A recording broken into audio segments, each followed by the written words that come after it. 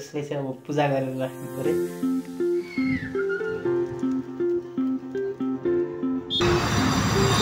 पाराको यहाँ चाहिँ आइपुगेछ। बहुत बेला सानो हुँदाखेरि यहाँनिर रामनवमीको बेलामा आएर पार्टी खाएको थिएँ कि। Hello hello, welcome back to new video. हजुरहरू सबैलाई स्वागत छ नयाँ भिडियोमा। आज चाहिँ अब खालि यो बोकेर हिँड्दा थाकिसक्यो।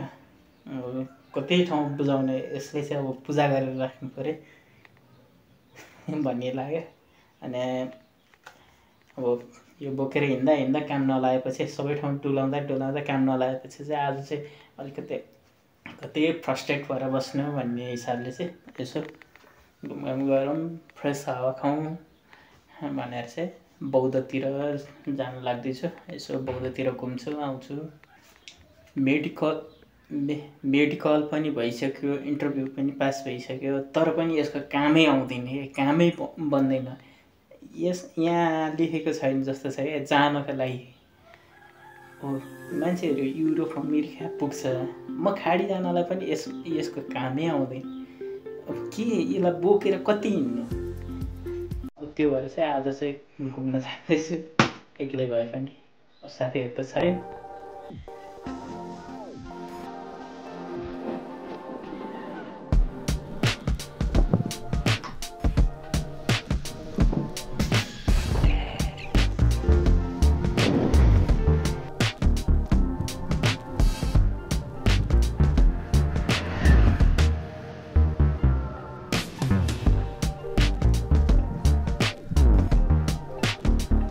Hello,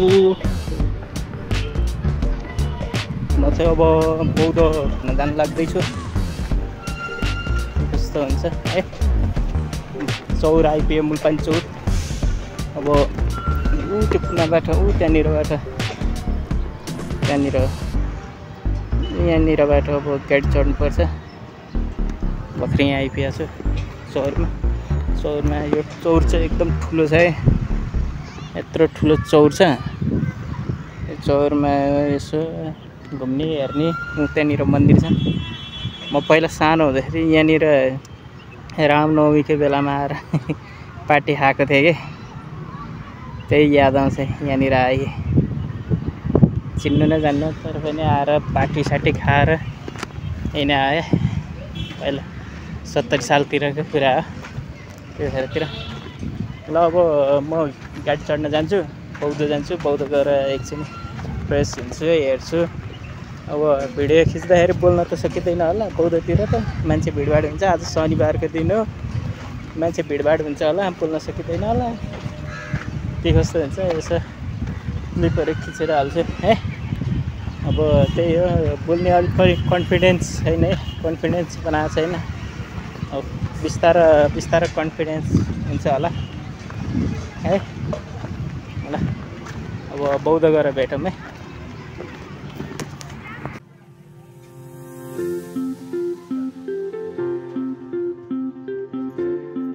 hello guys, welcome back to भन्नै पऱ्यो। उसमा झर्ने भनेको थियो, बौद्ध झरेर बौद्ध घुम्ने भनेको थियो। बौद्ध चाहिँ होइन, बौद्ध त घुमिरहेको बसिरहेको ठाउँ हो। के घुम्नु भनेर यहाँ तारगाउँ यो यहाँ चाहिँ आइपुगेको छु। यहाँ देख्नुहुन्छ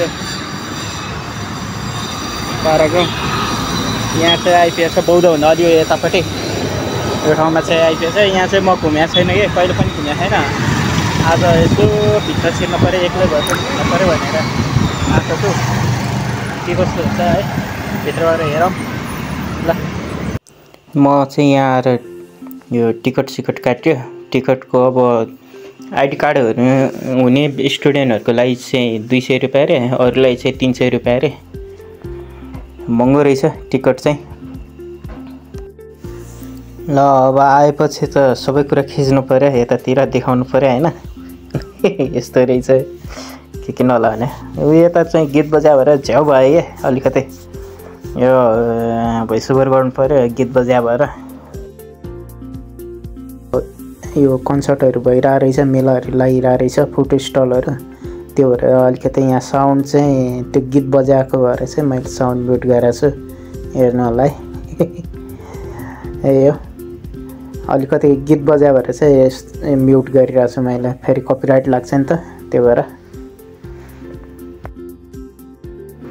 देख्न सक्नुहुन्छ यहाँ चाहिँ फुड स्टल लागिरहेछ। यो फुड स्टल भएको भएर चाहिँ यहाँ चाहिँ अब कन्सर्टहरू चलिरहेको भएर चाहिँ अलिकति गीतहरू बजिरहेछ अनि कपिराइट लाग्छ भनेर, म्युजिकहरूले कपिराइट लाग्छ भनेर मैले चाहिँ अब म्युजिकहरू चाहिँ पुरै म्युट नै गरेको छु। हेर्नुहोस् न, भ्यू क्या दामी छ, राम्रो छ है। पुरा घुम्न आउनु होला तपाईँहरू पनि, दामी भ्यू छ, यस्तो रमाइलो छ ठाउँ टक्क आएर बस्नलाई।